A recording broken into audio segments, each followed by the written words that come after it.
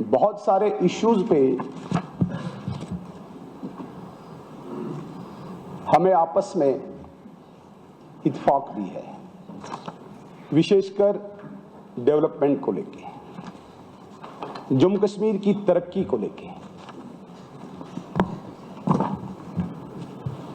मैं अगर एक शेर से ऑनरेबल एलजी साहब के इस स्पीच को देखूं तो मैं कहना चाहूंगा, हमारी नजर ने तुम्हें है हुस्न बख्शा, हमारी नजर ने तुम्हें है हुस्न बख्शा, ये हमने दिया है तुम्हारा नहीं है। मेरे कहने का ये तात्पर्य है, मेरे कहने का ये मतलब है कि बहुत सारे ऑनरेबल मेंबर्स ने इन 5, 7, 10 सालों में जो तरक्की के हवाले से, डेवलपमेंट पॉइंट ऑफ व्यू से सवालात खड़े किए। मैं कोई बहुत पीछे कंपैरिजन नहीं करूंगा, लेकिन जब भी हम आज कहीं सड़कों पे चलते हैं तो एक विजिबल चेंज हमें दिखती है, जिसे हमें इनकार नहीं करना चाहिए। आज हम हाईवेज देख रहे हैं,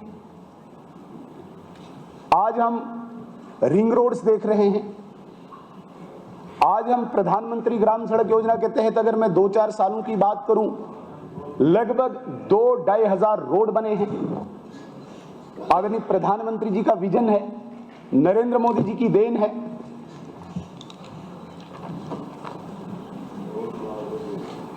मैं थोड़ी सी जानकारी इस हाउस में रखना चाहूंगा।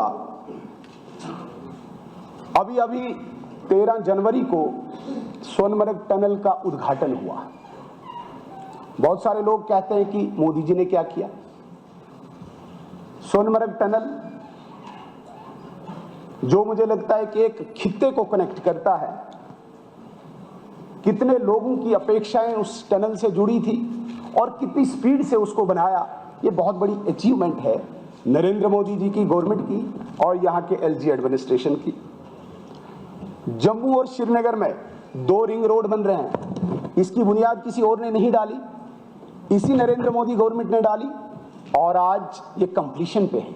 ये नरेंद्र मोदी जी की देन है, उनका विजन है। आज हम देखें दिल्ली अमृतसर कटरा एक्सप्रेसवे हमने सुना था, मथुरा एक्सप्रेसवे हमने सुना था, मुंबई एक्सप्रेसवे हमने सुना था, लेकिन दिल्ली अमृतसर कटरा एक्सप्रेसवे जिसको आज हम खुद देख रहे हैं, छोटी बात नहीं है ये। बनिहाल बारामूला रेल लाइन तो संगलदान तक तो पहुंच गई, बहुत जल्दी हम जम्मू तक इसको कनेक्ट कर रहे हैं। ये एक सपना था अटल बिहारी वाजपेयी जी का, इन दोनों खित्तों को जुड़ाने का, रेल लाइन से पूरे मुल्क के साथ जुड़ाने का, और इस स्वप्न को आज पूरा होते हुए हम देख रहे हैं। आजादी के बाद गुरेज वैली और मच्छिल में, गुरेजी साहब पता नहीं कहां गए, ग्रिड से इनको बिजली नहीं थी। पहली बार नरेंद्र मोदी जी की देन है मच्छिल जैसे दूरदराज क्षेत्र में और गुरेज वैली में आज ग्रिड के द्वारा बिजली पहुंची है। ये इसी एलजी एडमिनिस्ट्रेशन में हुआ है सर। 2019 तक जो जम्मू कश्मीर सिर्फ 5 मेगावाट सोलर ऊर्जा, सोलर एनर्जी पैदा करता था, आज इन 4 सालों में जम्मू कश्मीर नरेंद्र मोदी जी की देन से 55 मेगावाट सोलर एनर्जी प्रोड्यूस कर रहा है। बहुत बड़ी अचीवमेंट है। आज हमारे पास 2 एम्स हैं, एक जम्मू में एक कश्मीर में है, नरेंद्र मोदी जी की देन। आज हमारे पास आईआईटी है।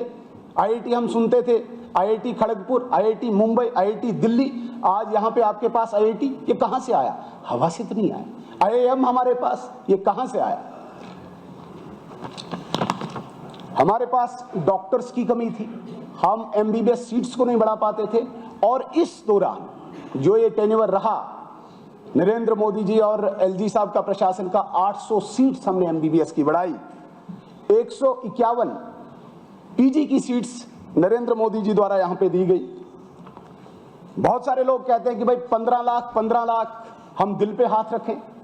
जिस कॉन्स्टिट्यूएंसी में हम रहते हैं, क्या आपकी कॉन्स्टिट्यूएंसी में कोई ऐसा व्यक्ति रह गया है जिसका हेल्थ इंश्योरेंस कार्ड नहीं बना है? 5 लाख रुपया आज आपको सेहत के लिए नरेंद्र मोदी जी द्वारा दिया जाता है। अगर आपकी फैमिली में 5 मेंबर है तो 15 लाख की जगह आपके घर में 25 लाख आ रहा है, और जिस घर में 8 मेंबर है वहां पे 40 लाख आ रहा है। ये कहां से आ रहा है? ये नरेंद्र मोदी जी की देन है, इस एलजी प्रशासन की देन है। यहां पे बहुत सारे ऐसे लोग जिनको हम इंदिरा आवास योजना के तहत घर देते थे, एक पंचायत में 2-3 घर आते थे, आज लाखों घर। और जिस व्यक्ति के पास जमीन नहीं उसके लिए भी 5 मरला जमीन फराहम की। कोई छोटी बात है? बहुत बड़ा रिफॉर्म है। जम्मू और श्रीनगर को स्मार्ट सिटी देन नरेंद्र मोदी जी की देन है। आपको मैं एक बहुत बड़ी बात जिस पंचायत राज के लिए जम्मू कश्मीर की आम जनता तरसती थी, वेट कर रही थी, आदरणीय नरेंद्र मोदी जी ने 2017 के लाल किले के भाषण में कहा था कि मैं जम्मू कश्मीर में 3 टियर पंचायत सिस्टम एस्टेब्लिश करूंगा। आप भी जो ये ऑनरेबल मेंबर बोल रहे हैं, ये नरेंद्र मोदी जी की देन है कि इनको डीडीसी मेंबर वहां से चुना गया, वरना ये वही गांव में ही होते। ये 3 टियर सिस्टम भी एस्टेब्लिश करने की देन नरेंद्र मोदी जी की है। हो जाएगा, टेंशन मत ले, हो जाएगा। मोदी जी के नेतृत्व में आज वेस्ट पॉक रेफ्यूजीज को, पीओजेकेज को, वाल्मीकिज को, गुजर बकरवाल को दर्जा मिला है, रिजर्वेशन मिली है। मुझे बताइए, पहली बार ये असेंबली गुजर बकरवाल समुदाय के 9 एमएलए यहाँ पे देख रही है। ये केवल और केवल नरेंद्र मोदी जी की देन है। मैं खामोश रहे आपको।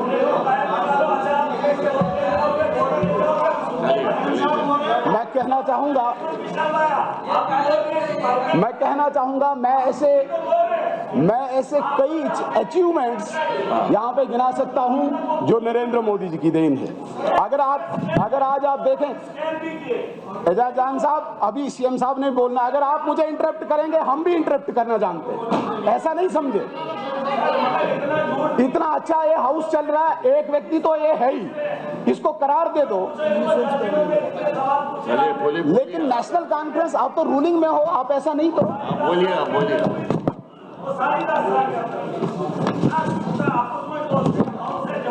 ऐसी कई मैं अचीवमेंट्स गिना सकता हूं। और सबसे बड़ी बात है, जम्मू कश्मीर में एक ट्रांसपेरेंसी आई है। जम्मू कश्मीर में फाइनेंशियल रिफॉर्म्स आए हैं। हमने जम्मू कश्मीर की सरकार में भी देखा है, यहाँ पे नौकरियां बेची जाती थी, यहाँ पे जंगल बेचे जाते थे, यहाँ पे ठेके बेचे जाते थे, जिसको मर्जी जो नौकरी दे दो, सीक्रेट डब्बी के पन्ने पे नौकरी लिख के दे देते थे।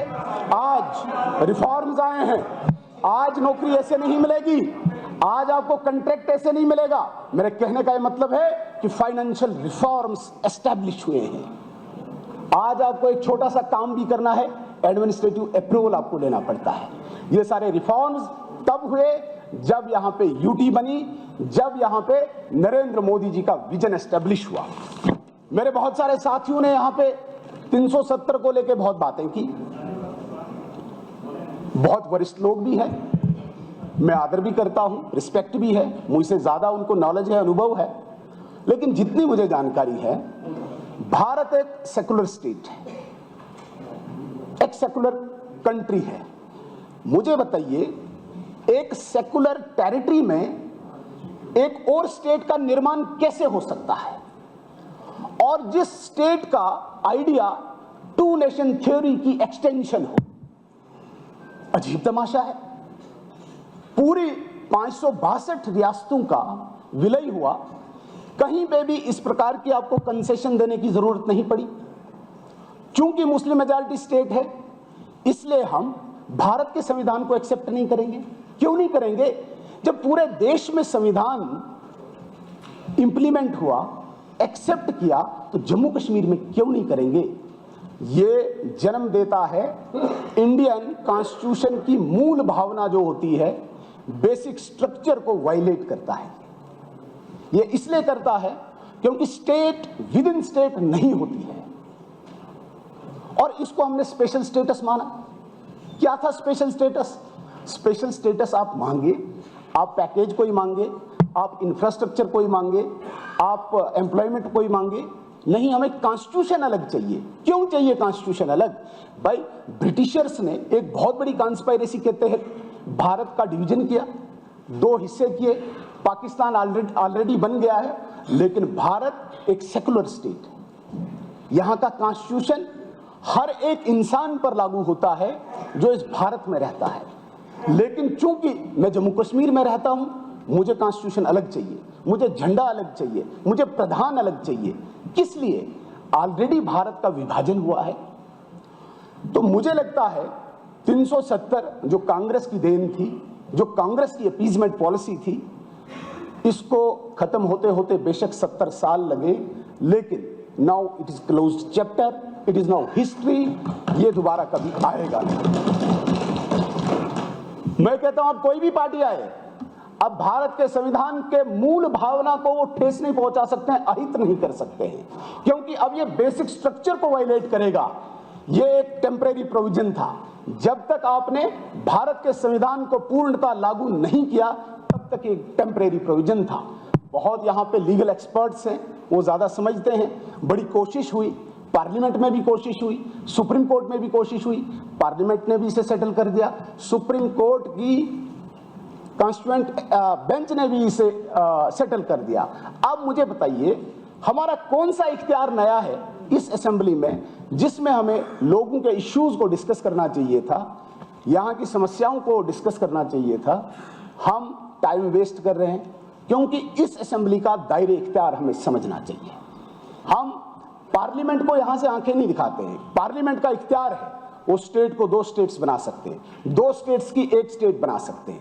यदि हमें इतना ही जोश है, हम जाएं पार्लियामेंट में, अक्सरियत जमा करें, वहां पे डिस्कस करें। नहीं, यहां पे डिस्कस करेंगे क्यों?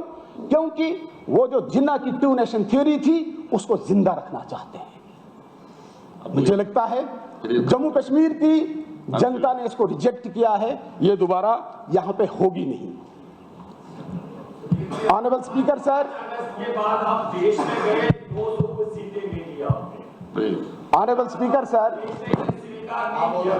और महाराजा जिन्होंने इस स्टेट को अपना सर्वस्व न्यौछावर किया, उस महाराजा का अपमान लगातार हुआ और आज तक होता रहा है।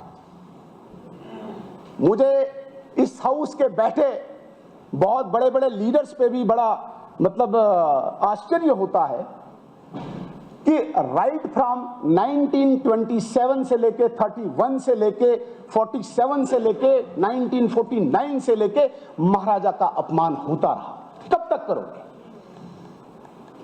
आज जिस स्टेट में आप हो, ये महाराजा की देन है, और यहां से आप अपमान करते जाओगे। मैं कहना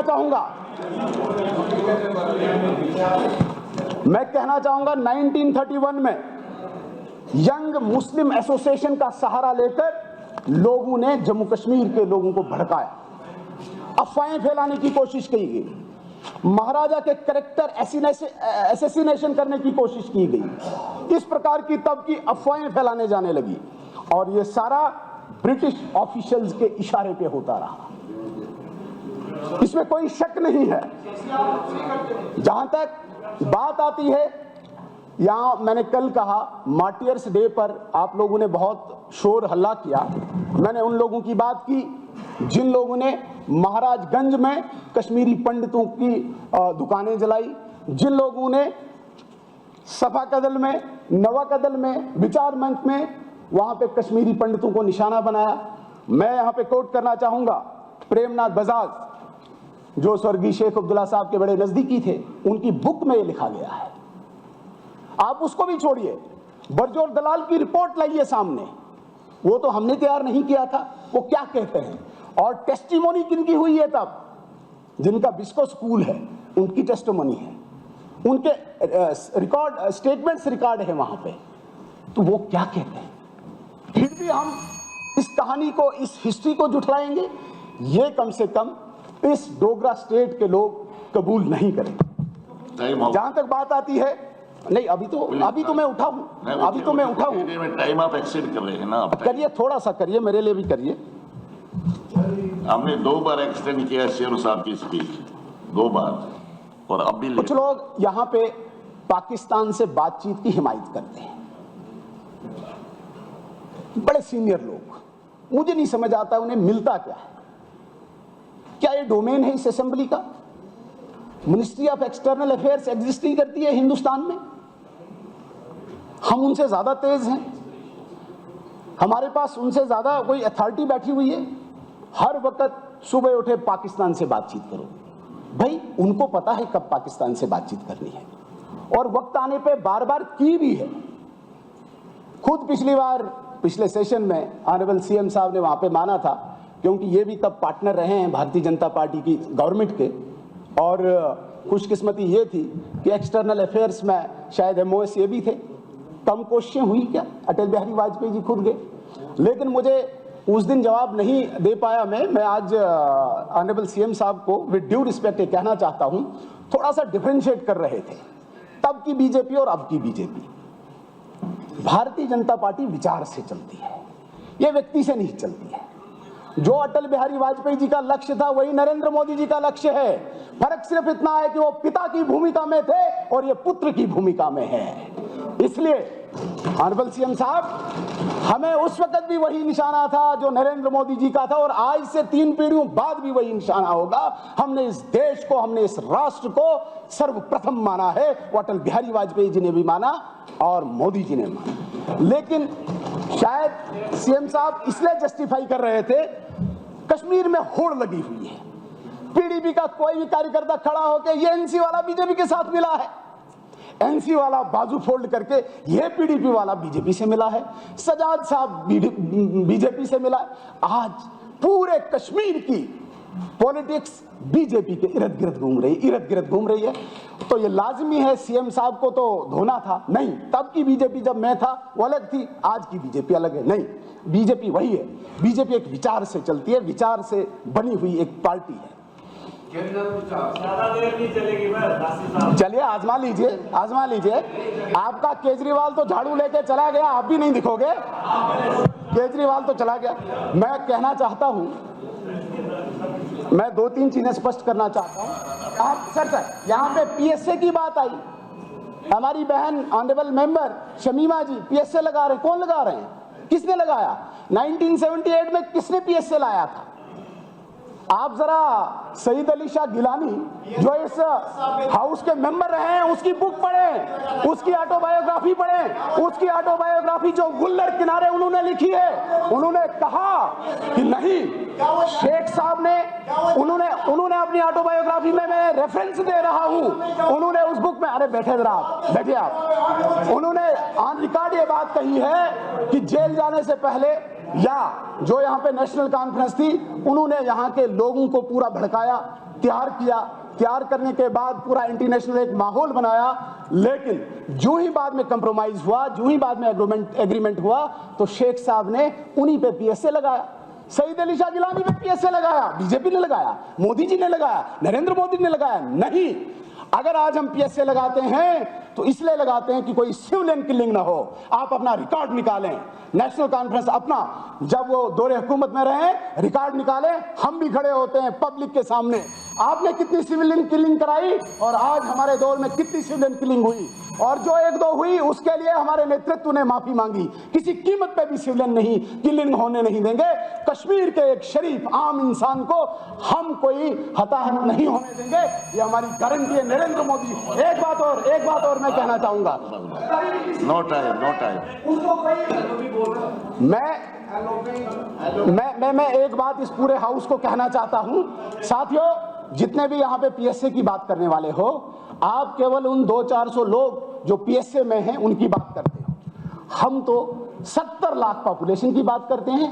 जो वो 400-500 लोग प्रॉब्लम करते हैं, उन 70 लाख लोगों को आम सामान्य जीवन जीने के लिए रोज पत्थरबाजी से, गोली से, हड़ताल से, कैलेंडर से, अलगाववाद से, अगर आप उन 300-400 लोगों को ठिकाने नहीं लगाओगे तो 70 लाख कश्मीर के लोगों को आप प्रोटेक्शन नहीं दे सकते हो। एक और बात मैं कहना चाहूंगा, महबूबा मुफ्ती साहिबा की सरकार थी। महबूबा मुफ्ती साहिबा, अरे बैठ जाओ नीचे, अपने भाई को देखो। मैं बताना चाहूंगा, महबूबा मुफ्ती साहिबा की सरकार थी। जब 2016 की किलिंग्स शुरू हुई, हम उनकी सरकार के पार्ट थे। हमने जाके उन्हें बताया कि अगर इस वक्त जम्मू कश्मीर को बचाना है तो आपको इस वक्त फोर्स का इस्तेमाल करना होगा। आपने इस वक्त 100 से 150 लोगों को जेल डालना होगा। लेकिन उन्होंने कहा नहीं, मैं नहीं डाल सकती, मुझे हुर्रियत नाराज हो जाएगी, मुझे जमात इस्लामी नाराज हो जाएगी। और नतीजा ये रहा, 125 किलिंग्स हुई। 125 किलिंग्स के लिए 125 किलिंग्स महबूबा मुफ्ती साहिबा को मंजूर थी, लेकिन 150 लोगों पर भी ऐसे साहब की सरकार चली 2010 में। अगर इन्होंने भी ऐसे मिसक्रेंट्स को, ऐसे अनासीर को अगर जेल में डाला होता तो कम से कम 110 लोगों की किलिंग नहीं हुई होती। Thank you. आप तशरीफ रखिए शर्मा जी, आप तशरीफ रखिए।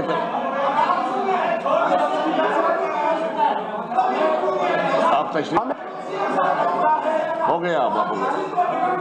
डिप्टी चीफ मिनिस्टर साहब ने महाराजा के विरुद्ध डिक्टेटर शब्द का इस्तेमाल किया है, जिसका हमें पूरा अफसोस है। और हम इस हाउस में ऐसे शब्द की निंदा करते हैं जिस महाराजा के लिए, मुझे पता है आपको इन्होंने भेजा है।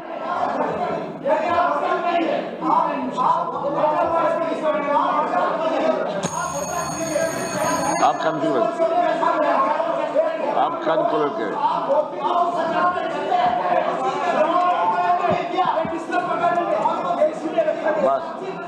बस कंक्लूड करें आप शर्मा जी। इट